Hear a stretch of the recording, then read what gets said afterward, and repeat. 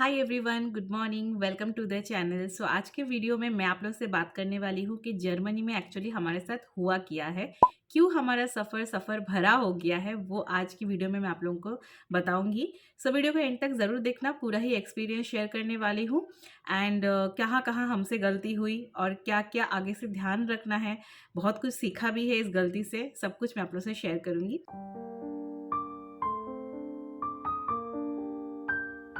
तो जैसे कि ना आप लोगों ने देखा, हम जर्मनी पहुंच गए एंड कनेक्टिंग फ्लाइट्स का हमारा क्या हुआ, क्या अरेंजमेंट हुआ, वो जानने के लिए हम सर्च करने लगे एयर इंडिया के काउंटर्स हमें मिल गए, बट कोई भी पर्सन हमें नहीं मिला जो हमें असिस्ट कर पाए। सो इन दैट केस हमने कॉल लिया कि हम जाकर लुफ्थांसा वाले से बात करते, बिकॉज हमारी जो कनेक्टिंग फ्लाइट थी वो लुफ्थांसा की थी, तो शायद वहाँ से हमें कुछ हेल्प हो जाए। एंड हम जब लुफ्थांसा के पास गए तो उन्होंने हमको बताया कि आपको कल सुबह की 7 बजे की फ़्लाइट हम असाइन कर सकते हैं, लेकिन उसके लिए आपको बोर्डिंग पासेस हमें दिखाना पड़ेगा। नाउ हमारे पास जो 2 बोर्डिंग पासेस थे, वो हमने उनको दिखाया, लेकिन वो माँग रहे थे फ्रैंकफर्ट टू ऑस्लो का। नाउ थोड़े से फ्लैशबैक में जाते हैं, तो हमने जो जर्नी है वो स्टार्ट किया था मुंबई एयरपोर्ट से। तो हमारी फ़्लाइट जो थी वो मुंबई से दिल्ली थी, दिल्ली से फ्रैंकफर्ट एंड फ्रैंकफर्ट से ऑस्लो की थी। तो जो एयर इंडिया का रिप्रेजेंटेटिव वहाँ पे बैठा था चेकिंग के टाइम पे, उनको हमने जब बोर्डिंग पासेस मांगे थे तो उन्होंने हमें 2 बोर्डिंग पासेस दिए थे, Mumbai to Delhi and Delhi to Frankfurt. तो जब हमने आगे का बोर्डिंग पास उनसे मांगा तो उन्होंने कहा कि वो आपको लुफ्थांसा वाले देंगे, क्योंकि वो लुफ्थांसा की फ़्लाइट है। तो अभी आप ये 2 लेकर फ्लाई करो और वहाँ से आपको थर्ड वाला मिल जाएगा। तो ऐसा जनरली होता नहीं है, तो हमने उनको पूछा कि ऐसा तो होता नहीं है, पूरी ही जो जर्नी रहती है उसका बोर्डिंग पासेस एक जगह से ही मिल जाता है। तो उन्होंने बोला नहीं नहीं, ये कोई दिक्कत नहीं है, आप बार बार एक ही चीज़ क्यों करोगे जब आपको एक बार में हो जाएगा। तो आई थॉट कि चलो ठीक है, शायद ऐसा कुछ होता होगा, क्योंकि कौन चाहेगा कि उनके पैसेंजर सफ़र करें, राइट। तो हमने ट्रस्ट किया उस रिप्रेजेंटेटिव को, एयर इंडिया को, एंड हमने वो 2 पासेस ली और आगे बढ़ गए, और आपने देखा बहुत हैपीली हमने जर्नी किया from Mumbai to Frankfurt. Then जो भसड़ है वो स्टार्ट हुई फ्रैंकफर्ट में। अभी लुफ्थांसा वाले बोल रहे हैं कि आपको एयर इंडिया से लेना था, और एयर इंडिया वहाँ पे कोई अवेलेबल नहीं था जिससे हम बात कर पाए, कोई हमें हेल्प कर पाए, और तब बज रहे थे रात के 10, और उस टाइम पे हम किसी से कांटेक्ट नहीं कर पा रहे थे, बिकॉज एक अलग ही कंट्री थी, ना हम इंडिया में थे ना हम ऑस्लो में थे, हम थे एक अलग ही कंट्री जर्मनी में। तो उस टाइम पे बहुत ही हेल्पलेस हमें लग रहा था कि हम क्या करें।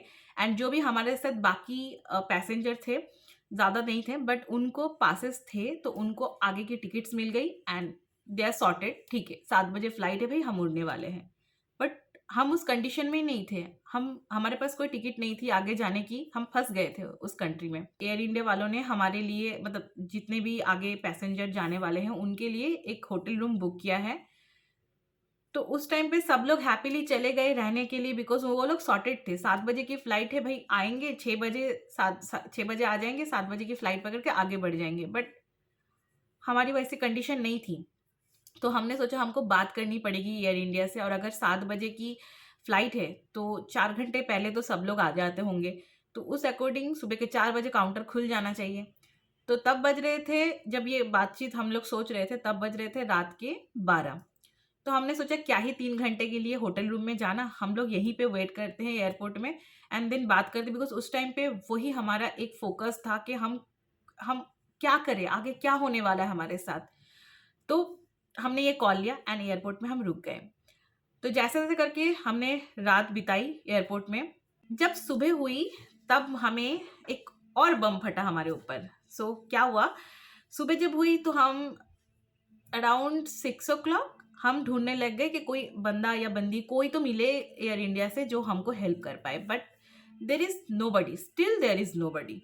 देन मुझे वहाँ पे कुछ लेडीज़ वगैरह दिखे जर्मन के, तो वो लोग बात कर रहे थे, एयरपोर्ट अथॉरिटी से थे, तो मैंने सोचा कि उनको जाके पूछती हूँ कि क्या, लाइक कैसा सिस्टम है, एयर इंडिया कब आती है, उनका टाइमिंग क्या है? सो मैंने उनको पूछा।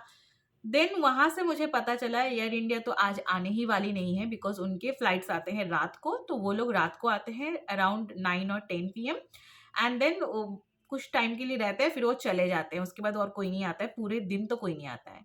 तो अभी आप सोचो, तब बज रहे थे सुबह के 6, और हमें पता चला आज सुबह की 2 फ्लाइट होती है जर्मनी से नॉर्वे के लिए, जो कि ना एक 7 बजे जो ऑब्वियस हम पकड़ नहीं पाएँगे, और एक है 10-11 के करीब। तो अगर ये लोग नहीं आ रहे तो वो फ्लाइट भी हम मिस कर रहे, देन हमको नेक्स्ट डे के 7 बजे का फ्लाइट शायद मिले, क्योंकि रात को अगर वो आएंगे, रात को हम बात करेंगे तो ऐसे ही होने वाला है। तो वो पॉसिबल एकदम नहीं था। हम लोग ट्रैवल कर रहे थे 23rd के नाइट से। अगर आपने प्रीवियस वाला व्लॉग देखा है तो 23rd के नाइट से हम ट्रैवल कर रहे हैं। हम पुणे से मुंबई आए by road and then Mumbai से हमारी ट्रैवलिंग स्टार्ट हुई। 2 रात से हम लोग सोए नहीं थे। तो हम फिर गए जर्मन के जो भी एयरवेज रहते हैं उनके पास हेल्प मांगने के लिए, उनकी अथॉरिटी से बात करने के लिए। एंड उस टाइम पे ना बहुत ज़्यादा लाइक हेल्पलेस लग रहा था। अभी मैं आप लोगों को बता रही हूँ सही, बट मैं अगर वो बात सोचती हूँ ना, वो जो एक दिन गुजरा हमारी, मतलब एक बंदे की नासमझी की वजह से, मैं ये होप करती हूँ कि किसी को ज़िंदगी में ऐसा ट्रैवल देखने को ना मिले। देन जब हम वहाँ गए तो हमें उन्होंने बताया कि वो लोग हमारी कोई मदद नहीं कर सकते। सब लोग बहुत ज़्यादा लाइक ओ माय गॉड ये क्या हो गया, सब लोग ऐसे कर रहे थे, लेकिन कोई हेल्प नहीं कर सकता है बिकॉज हम इंडिया से फ्लाई कर रहे हैं। हमारी जो इंडियन एयरवेज है उन्होंने ही हमारी लाइक बेड़ा गर्क करके रखा था। सो उन्होंने हमको ना डायरेक्टली ऐसे बोला ना, एक बात बोला उन्होंने कि आप इंडिया से आए हो और आपके इंडियन के एयरवेज नहीं आपका मतलब ऐसे इस तरीके से बोर्डिंग पास नहीं देते हैं, फिर उनकी वजह से आप लोगों को यहाँ पे इतनी दिक्कत हो रही है, तो ऐसा होता नहीं है।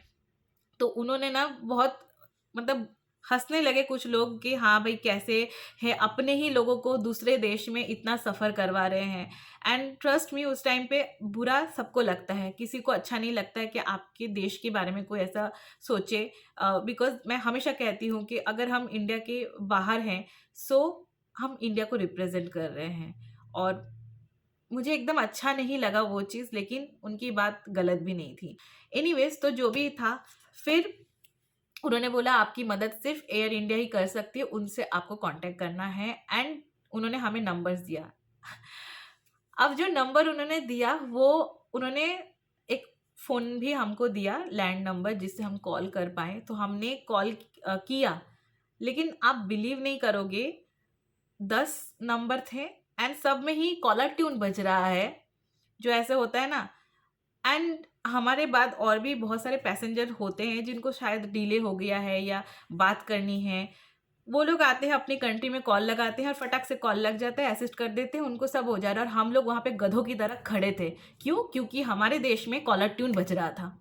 एंड वो लोग भी हंसने लग गए कि यार कोई बंदा फ़ोन नहीं उठा रहा है और आपके यहाँ पे 1 दबाइए, 2 दबाइए, यही चलता रहता है। इनफैक्ट जो भी कॉल नंबर है उसमें जा रहा है, आपकी जो वॉइस बॉक्स होता है वो उसमें चला जा रहा है। तो हमारा हालत उस टाइम पे इतना बुरा हो गया था, हमें कुछ समझ में नहीं आया था। Literally I started crying. And सत्य भी अपने आप को रोक नहीं पाया। हमको तब ऐसा था ना कि भाई हमको आगे नहीं जाना है, हमको फ्लाइट करवाओ, हमको इंडिया वापस जाना है। बिकॉज इस तरीके से और नहीं हो सकता है। इट्स ऑलमोस्ट 15 आवर्स, और ये जो 15 आवर्स का टाइम मैंने आपको बताया ये सिर्फ वहाँ पे जर्मनी में वेटिंग करने का। बाकी हमारी जो ट्रैवलिंग टाइमिंग है वो तो अलग है, मतलब 48 आवर्स से हम ट्रैवल कर रहे हैं। तो ऐसा तो नहीं चलेगा। मैं कुछ देर रोई एंड देन उसके बाद आई वॉज सॉर्टेड। नहीं, अब नहीं रोना है, बिकॉज यहाँ पे हम सफ़र करने के लिए नहीं आए हैं। अगर किसी और की गलती का मतलब भुगतान हम क्यों करें। सो हमने कॉल लिया एंड हमने ट्विटर पे ट्वीट किया, एयर इंडिया को टैग किया एंड गवर्नमेंट को टैग करके ट्वीट डाल दिया गंदा वाला कि ऐसा ऐसा हुआ है और हम यहाँ पे अलग कंट्री में फंसे पड़े हैं and there is nobody to help us from India, there is no representative. So हमें विद इन 5 मिनट्स हमें रिप्लाई आ गया कि, और वो भी क्या, पर्सनल डीएम में आया। मतलब आपको ट्वीट पे कमेंट नहीं किया, डायरेक्टली आपको मैसेज किया कि आपका क्या क्या केस हुआ है, फ्लाइट नंबर बताइए, कौन सा डिले हुआ है, कहाँ पे है, क्या हो रहा है, एवरीथिंग उन्होंने पूछा। हमने वो भी विद इन 5 to 10 मिनट्स हमने उनको रिप्लाई दे दिया कि ऐसा ऐसा हुआ है। उसके बाद से ऐसा और कोई रिप्लाई नहीं, कोई बातचीत नहीं, कुछ नहीं। फिर हमने वेट किया, 2 घंटे वेट किया एंड उसके बाद देखा कि कोई जब कुछ बोल नहीं रहा है एंड तब तक इंडिया में अच्छा खासा टाइम हो गया था, तो हमने अपने दोस्तों को कॉल लगाया कि भाई देखो ऐसा ऐसा हुआ है, हम लोग यहाँ पे फंसे पड़े हैं, ऐसा कंडीशन है, सो प्लीज़ हेल्प अस, कोई तो हेल्प कर दो। तो सत्य के फ्रेंड्स लोगों ने हमें बहुत मदद की, कॉल वगैरह करके, फिर अरेंज करके, फिर जो भी हुआ हमको डायरेक्टली एयर इंडिया से बात करने का मौका मिला। एंड देन एयर इंडिया वाले हमको सॉल्यूशन देते हैं क्या, आपको मैं बताती हूँ। बोलते हैं कि आप लोग अभी एक फ्लाइट बुक कर लीजिए अपने लिए और आप लोग ट्रैवल कर लीजिए, और पुराने फ्लाइट के जो टिकट्स रहेंगे उसके अमाउंट आपको मैं रियम्बर्स कर दूंगा।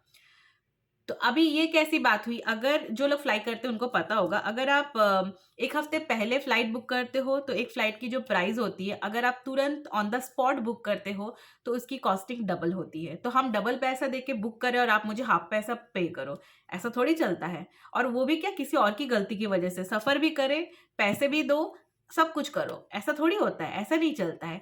तो हमने डिनाई कर दिया कि नहीं, हमको ये ऑप्शंस अच्छे नहीं लगे।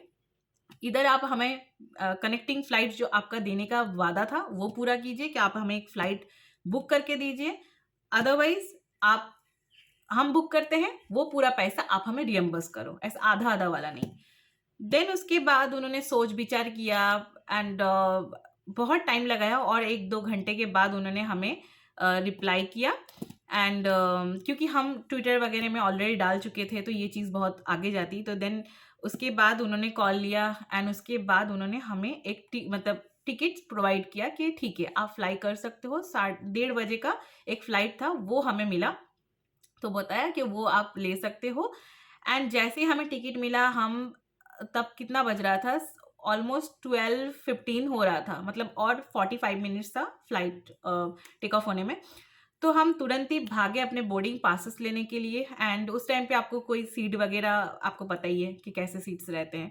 तो जो भी मिला हम जस्ट ऐसे ही ले लिया, और फिर हम भागे तुरंत ही बोर्डिंग गेट पे कि भाई अब बोर्ड करना होगा, नहीं तो फिर ये फ्लाइट भी चली जाएगी।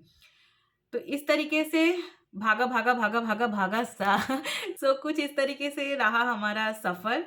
तो जैसे कि मैंने वीडियो के स्टार्टिंग में ही बताया था कि ये सफ़र हमारा सफ़र भरा है। तो सफ़र का पार्ट ख़त्म होता है और आगे बढ़ते हैं एक खूबसूरत से सफ़र में। एंड आई होप कि ये जो डिटेल्स मैंने अभी आपसे शेयर किया ये कहीं ना कहीं आपको हेल्प पहुंचाए। तो आगे से जब भी आप कहीं पे फ्लाई कर रहे हो और आपकी कनेक्टिंग फ्लाइट से, तो जहाँ से आप स्टार्ट कर रहे हो पूरा ही बोर्डिंग पासेस आप लेना। कोई भी बोर्डिंग पासेस आपको आगे जाके लेना हो या ले सकते हो, कोई संभावना है, डोंट ट्रस्ट, आप पूरा ही बोर्डिंग पासेस कलेक्ट करना, बिकॉज आगे जाकर कोई ऐसा सिचुएशन आता है ना तो फिर आपकी गंदी लग जाती है। एक चीज़ मैंने ये इस वीडियो में सिर्फ अपना एक्सपीरियंस शेयर किया है, सो किसी पर्टिकुलर कंपनी या पर्टिकुलर पर्सन को टारगेट नहीं किया है। सो यस, जस्ट मैंने अपना एक्सपीरियंस आप लोगों के साथ शेयर किया है। एंड आई थिंक लोगों के एक्सपीरियंस से बहुत कुछ सीखने को मिलता है। And that is the reason behind this video. Questions आता है कि इतना लंबा सफ़र क्यों हुआ, और जिसके चलते हमारी तबीयत भी ख़राब हो गई थी बाद में। सो या that is why I am just sharing all the details कि क्या हुआ था हमारे साथ, ताकि क्लियरिटी रहे। एंड इसमें से सीखने को भी बहुत कुछ रहता है। जो गलती हमने किया है, हम नहीं चाहते कि जो ये वीडियो देख रहे हैं वो भी सेम गलती करे इन फ्यूचर। सो या, तो आप लोगों को पता है आप लोगों को क्या क्या चीज़ों का ध्यान रखना है। And that's all. सो यही था पर्पस इस वीडियो का। तो या, सो मैं मिलती हूँ मेरे नेक्स्ट वीडियो में। Till then take care, bye bye guys.